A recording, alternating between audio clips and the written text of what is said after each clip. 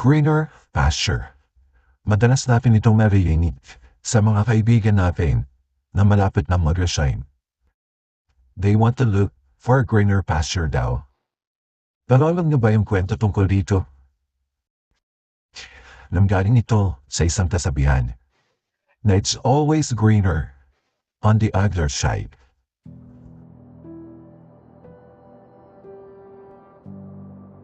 Isang araw, habang kumakain at isang grupo ng mga usa, ay napansin ng isa sa mga mas batang usa na sa kabilang banda ay mas malago ang mga damo at tihamak na mas tahimik.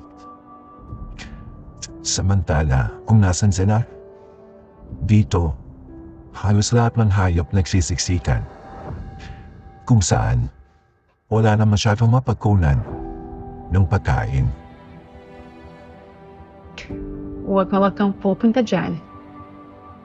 Sabi nung Nanay Nosa, nung napansin niyang matagal nang nakatitig ang kanyang anak sa kabilang banda.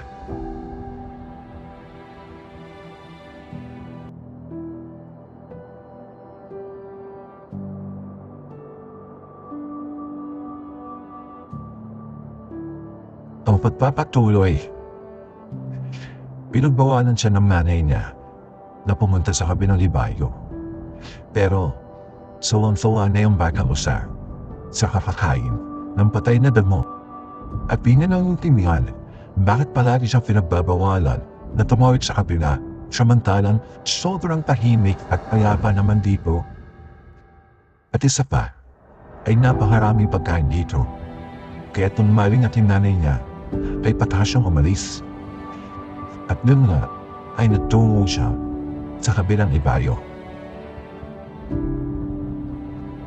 Ang lamig ng hangin at napakasarap ng simay nito. Yun ang unang-una niyang napansin. Samantala, napansin ng kanyang nanay na nawawala ang kanyang anak. At ang batang usa naman ay manghang-mangha sa mga nakikita niya. Napakasarap ng damo na kinakain ngayon. Ibang-iba sa nakasanayan niya. Nang bigla na lang, may kalusko siyang narinig. At tila ba, papunta ito sa kinaroroonan niya.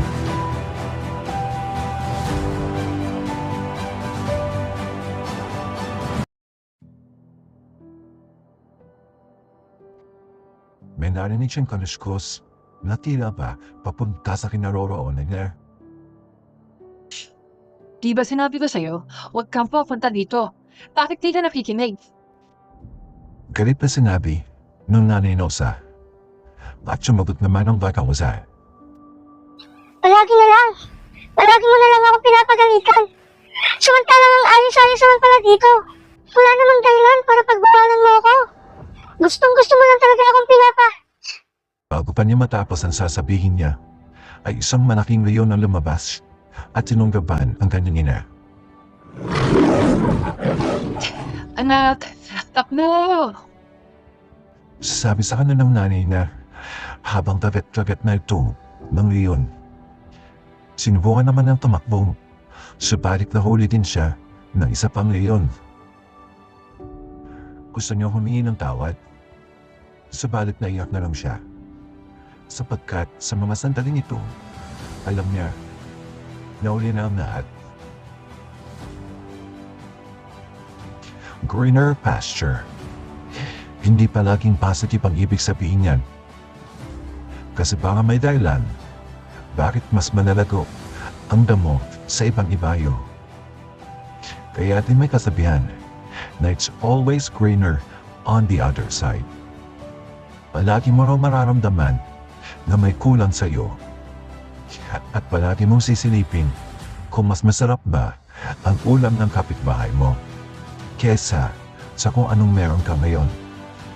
Na kadalasan, nagiging dahilan kung bakit nakakagawa tayo ng mga bagay na mali.